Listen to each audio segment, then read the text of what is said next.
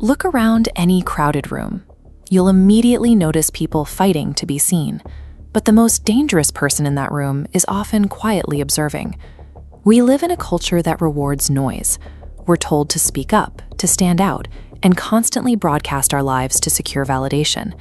But chasing attention in this way often has the opposite effect. It creates a repelling force rather than a magnetic one. When you rush to fill every silence or laugh too quickly at every joke, you are broadcasting a reliance on the room's approval.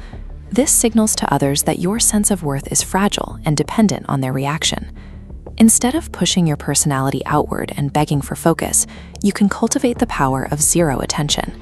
This creates an unspoken gravity that naturally pulls people toward you because you aren't asking for anything from them. True magnetism is the result of a precise, calculated shift away from validation-seeking behavior, a skill that can be mastered through deliberate habit. In his book, The 48 Laws of Power, Robert Greene outlines a strategy that forms the foundation of this gravity. Always say less than necessary. Think about two people at a dinner party. The first is anxious, over-explaining every thought and dominating the conversation until they exhaust the room. The second person listens. When asked a question, they pause before delivering a short, precise answer. That second person is triggering a psychological phenomenon known as the information gap. Human curiosity is driven by incompletion. When we encounter a mystery, our brains instinctively work to fill in the missing pieces.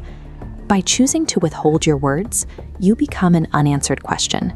You spark a desire in others to figure you out, fill the silence, and eventually seek your approval. This use of silence ensures that when you finally do speak, your words carry a weight that noise can never achieve.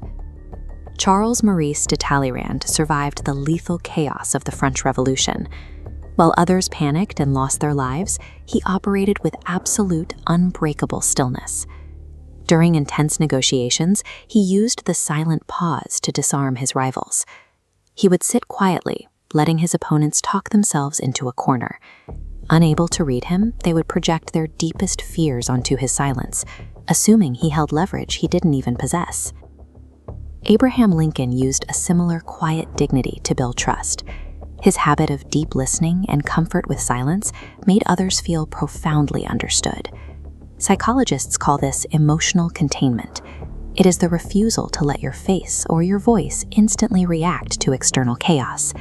This composure proves to others that you are the master of your own internal state. This contained silence signals that you possess a personal peace that cannot be bought or disturbed by the drama of those around you. You can begin to implement this today with the non-reactive pause. The next time someone asks you a question, take a deliberate 2-second breath before answering. Next, practice physical economy. Stop the micro-movements, the nervous fidgeting, and the rapid nodding to please the speaker.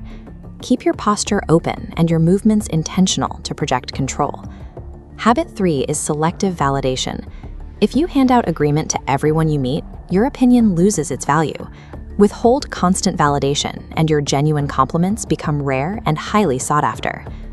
These habits work because they shift your focus away from the room and towards a mission or purpose. When you are consumed by a goal, you naturally stop looking for the room's permission to exist.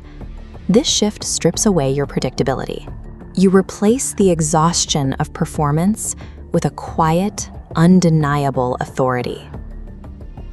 Let's be honest about why silence is difficult. Most people use constant noise to cover up a fear of being lonely, but consider the cost of that noise. Every time you desperately fill a silence, you trade your inherent dignity for temporary, hollow attention. The ability to stay silent isn't just a tactic, it's the outward sign that you've stopped looking for yourself in other people's eyes. It begins with the decision to be someone you genuinely respect, regardless of who is watching. The loudest roar is often a sign of weakness. The deepest silence is the evidence of a mind that is finally its own master. Stop forcing the world to see you. If you are ready to commit to quiet strength, drop the word anchor in the comments below and subscribe to Brain Library. We'll see you in the next chapter.